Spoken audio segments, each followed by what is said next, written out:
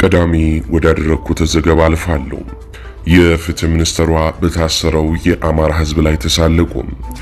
በማንነቱ ያሰርነው ሰው የለም ሲሉ ፓርላማው ፊት ዋሹ። የፍትህ ሚኒስትሯና ባለቤቷ የውጭ ጉዳይ ሚኒስትሩም የኢትዮጵያ ህዝብን እንዲሁም የአማራ ህዝብን ደም እየተጫወቱበት ይገኛሉ። የብልጽግና አገዛዝ የፍትህ ሚኒስትር ዴኤታ ሀና አርአያ ስላሴ በትላንትናው ዕለት በህዝብ ተወካዮች ምክር ቤት ቀርበው በማንነትና በፖለቲካ አቋም ብቻ ፍርድ ቤት ያቆምነው ሰው የለም ሲሉ በመላው ሀገሪቱ በግፍ እየታሰረና እየተሰቃየ በሚገኘው የአማራ ህዝብ ላይ አሳፋሪ ስላቅ ተሳልቀዋል። በትላንትናው ዕለት ሐሙስ ታህሳስ 23 2018 ዓ.ም በተካሄደው መደበኛ ስብሰባ ላይ የፓርላማ አባልና ዶክተር አበባው ደሳለው ለሚኒስትሯ ወሳኝ ጥያቄም አቅርቦ ነበር። ሚዲያችንም ይህንን ጉዳይ መዘገቡም ይታወሳል። ጥያቄያቸውም ከ2 ዓመት ከ6 ወር በላይ ታስረው የሚገኙ የአማራ ፖለቲከኞችና ጋዜጠኞች ላይ አቃቢ ህግ እስካሁን ማስረጃ ማቅረብ አልቻለም። መንግስት ማስረጃና ምስክር ማቅረብ ካልቻለ ለምን ክሱን አያቋርጥም የሚል ነበር። የሚኒስትሯ ምላሽ ግን እጅግ አስደንጋጭና በንቀት የተሞላ ነበር። ሚኒስትር ሀና አርአያ ስላሴ ለዚህ ህዝብ ጥያቄ በሰጡት ምላሽ እስር ቤቶች በአማራ ተወላጆች ተሞልተው እያለም በማንነት ምክንያት ያሰርነው የለም ሲሉም አይናቸውን በጨው አጥበው ክደዋል። ሚኒስትሯ ይህንን ይበሉ እንጂ እውነታው ግን አዲስ አበባን ጨምሮ በመላው ሀገሪቱ የአማራ ተወላጆች አማራ በመሆናቸው ብቻ እየተለቀሙ ለእስር እየተዳረጉም ይገኛሉ። መደበኛ ማረሚያ ቤቶች ሞልተው በመፍሰሳቸው ምክንያት አገዛዙ የነጋዴዎችን ሼድና የእህል መጋዘኖችን ሳይቀር ተከራይቶም ንጹሃንን እያጎረበት ይገኛል። ሚኒስትሯ ይህንን እውነት በመካድ በህዝብ ላይ ምን ታመጣላችሁ የሚል አይነት ስላቅ ነው የተሳለቁት። ይህ የአገዛዙ ባለስልጣናት ቅንጅት ባልና ሚስት ከአንድ ምንጭ ይቀዳሉ እንዲሉም የሚያስብልም ሆነዋል። ሚስት ሀና አርአያ ስላሴ የፍትህ ሚኒስትርና ባል ጌዲዮን ጢሞቴዎስ የውጭ ጉዳይ ሚኒስትር በጋራ በመሆን የኢትዮጵያ ህዝብን በተለይም የአማራው ህዝብን ለማጥፋት ጠንክረው ከአብይ አህመድ ጎን ሆነው እየሰሩ ይገኛሉ። ሚስት ሀና አርአያ ስላሴ የፍትህ ሚኒስትር በሀገር ውስጥ በማንነቱ የታሰረ የለም ብለው ይዋሻሉ።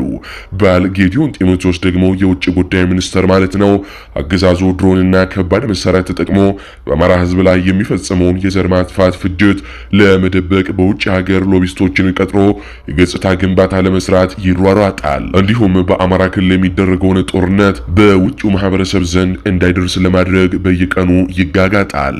የባልና ሚስቱ የጋራ ጥረት ግን እየፈሰሰ ያለውን የንጹሃን ደምና የአማራ ህዝብን ጩኸት ሊያፍነው አልቻለም። እውነትና ንጋት እያደረ ይጠራልና ዓለም አቀፍ ማህበረሰቡ በአማራ ህዝብ ላይ እየተፈጸመ ያለውን ጭፍጨፋና እስር ከቀን ወደ ቀን እየተገነዘበው መጥቷል። ባልና ሚስቱ ግን የአማራን ህዝብ ሳናጠፋ ወይ ፍንክች ያሉ ይመስላሉ። ከዚህ መረጃ ስንወጣ ዳንኤል ክብረት በባህር ዳር በባህር ዳር የምርኮኞች ድግስ ሊያሰናዳ ነው። የቤተ መንግስቱ አማካሪ ዳንኤል ክብረት ያዘጋጀው የምርኮኞች ድግስ በባህር ዳር እንደሚካሄድም እየተነገረ ነው። ድግሱ ፋኖን በመክዳት አገዛዙን የተቀላቀሉ ባንዳዎችን የሚወደሱበት ነው። እዚህ ጋር ምርኮኞች ስንል ግን በጦር ሜዳ መሳሪያቸውን አስቀምጥ የተማረኩትን ብቻ ማለታችንን አይደለም። የዚህ ድግስ ተሳታፊዎች የሚከተሉትን የሽንፈት አይነቶች ሰለባ የሆኑ ሁለንተናዊ ምርኮኞች ናቸው። አብዛኞቹ ተሳታፊዎች 90% ገደማ የሆድ ምርኮኞች መሆናቸውን አረጋግጠናል። እነዚህ ምርኮኞች የህዝባቸውን መከራና ደም በቆርሶ አደርነት የለወጡ የህሊናቸውን ዳኝነት ለጥቅም አሳልፈው የሰጡ አካላት ናቸው። ለነዚህ ሰዎች ትግሉ የህልውና ሳይሆን የኑሮ ማሻሻያ በመሆኑ ባገኙት ፍርፋሪም ያገዛዙ አገልጋይ ሆነዋል። በሁለተኛ ደረጃ የተቀመጡት የስልጣን ምርኮኞች ናቸው። እነዚህ ምርኮኞች ክብርና ዝናን ከህዝብ ነጻነት በላይ ያስቀደሙ ስልጣንን ለማግኘት ሲሉ የወገኖቻቸውን ጩኸት ጆሮ ዳባ ልበስ ያሉ ናቸው። እነዚህ ምርኮኞች አገዛዙን የሰላም ጭንብል በመልበስ የባርነት ዘመናቸውን ለማራዘም የሚዳክሩ የምርኮኞች ምርኮኞች አይነት ናቸው።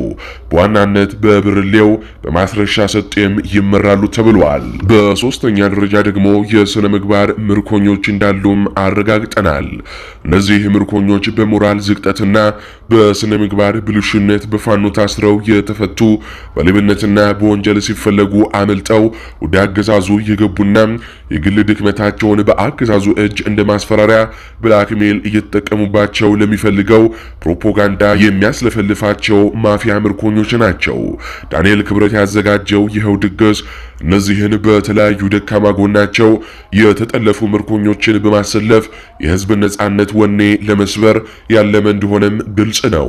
የአማራ ህዝብ የነጻነት ጉዞ በታሪክ አጋጣሚ በሆዳቸውና በስልጣን ጥማታቸው በተሸነፉ ምርኮኞች ድግስም አይገታም። የነጻነት ትግሉ የሚመራው በጽኑ የሞራል ልዕልና እንጂ በምርኮኞች የክህደት ቃልም አይደለም።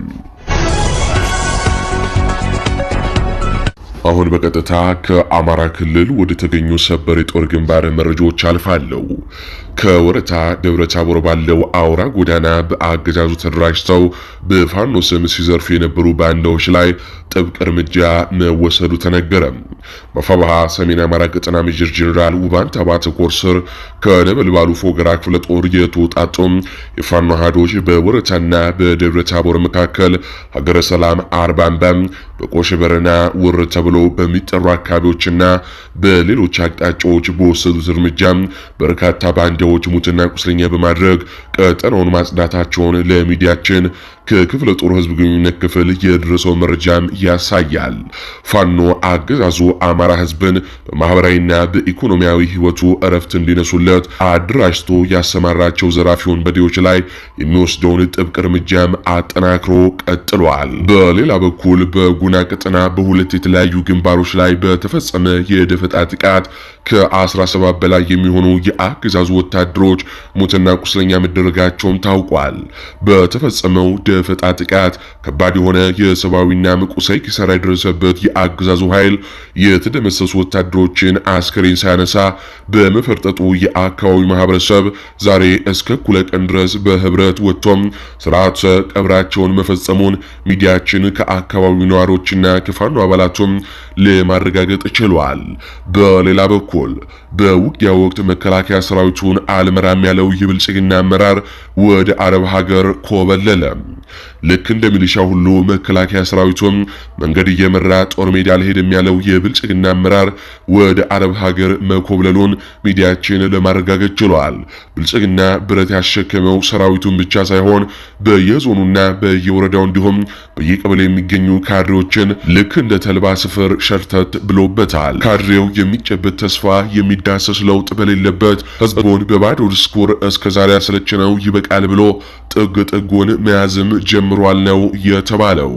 ለጊዜው ስሙን የማንጠቅሰው ግለሰብም አገዛዙን አልመራም በአገዛዙ አልተዳደርም በሚል ስልጣኑን ትቶ መኮብለሉን ነው የተገለጸልን።